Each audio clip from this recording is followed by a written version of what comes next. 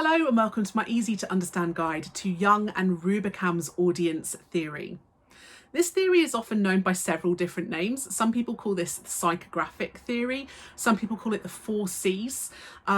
It doesn't really matter how you refer to it, but it's a really useful theory for when discussing audiences in media studies.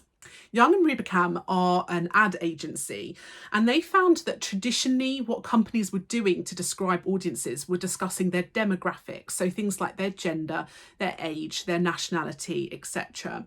They found that these things didn't necessarily tell them the information that they needed to know, and that actually audiences' personality types, the way they behaved and the things that they valued were more important than that demographic factual information. So they came up with a list of kind of personality types that they felt encompassed all the audiences that they might encounter as an ad agency. So they categorized audiences based on their personality types. These are some of the categories. So you can see these on the screen now. So mainstreamers, the resigned, the explorer, the aspirer, succeeder, struggler, and reformer.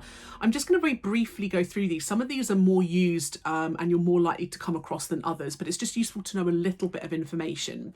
Mainstream, I hope, should be reasonably self-explanatory. Most people fall into this mainstream category. They are the people that, they like things that are popular. They don't like things that are too expensive or too cheap. They're kind of somewhere in the middle, and they kind of like to fit in. Okay, so that's a kind of mainstream audience. You then get an audience called the explorer. Explorers like to be the one that kind of try new things first. They like to be the one that kind of buys that phone first before anyone else, or sees that film at midnight before anyone else sees it. So they like to explore and try new things before other people. Aspirers aspire to be better. They want to be richer. They want to be more famous. They want to have nicer things. They want to have a better lifestyle. So they're always trying to improve themselves. So these are the kind of people who might buy, makeup to make themselves feel better about their appearance. They might buy designer labels because they aspire to be like a celebrity they've seen that also carries that handbag. So aspirers like to buy things to try and make them live what they feel is a better lifestyle. Succeeders are the kind of people who like to succeed. They want to be successful. They want to have control. So they will buy products that tend to make them feel as though they're going to be a better person in terms of their skills.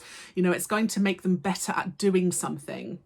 Strugglers, a lot of young people fall into this category, I'm afraid. Strugglers tend to be people on reasonably low incomes, but they are very specifically those people who don't necessarily work very hard to achieve what they want, or they work very hard and still don't achieve it. So they struggle in life for whatever it is they want. They will often be the kind of people who will consume junk food, or who will smoke, or who will do drugs, or will buy lottery tickets because they want to gamble, because gambling is what they think is the only thing that's going to get them what they want.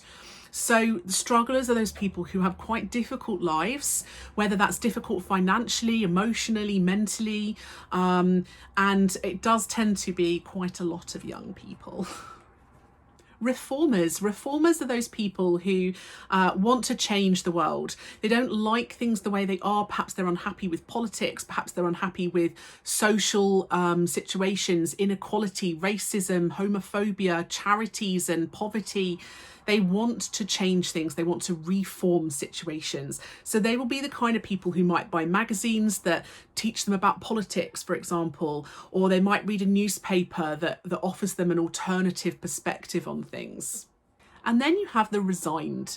The resigned are normally a bit older. They're quite traditional. They like things that are nostalgic, that remind them of their past. They are resigned to the idea that things can't, shouldn't, and won't change.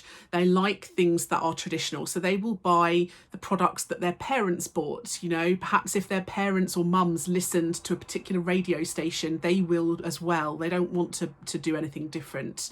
Perhaps they buy from a particular shop because that's what they've always done, and it's tradition, it's habit.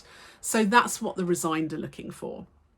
So these categories are based on audiences' personalities, and they're quite a good way of defining different audiences based on their values and their interests, rather than their kind of factual demographic statistics.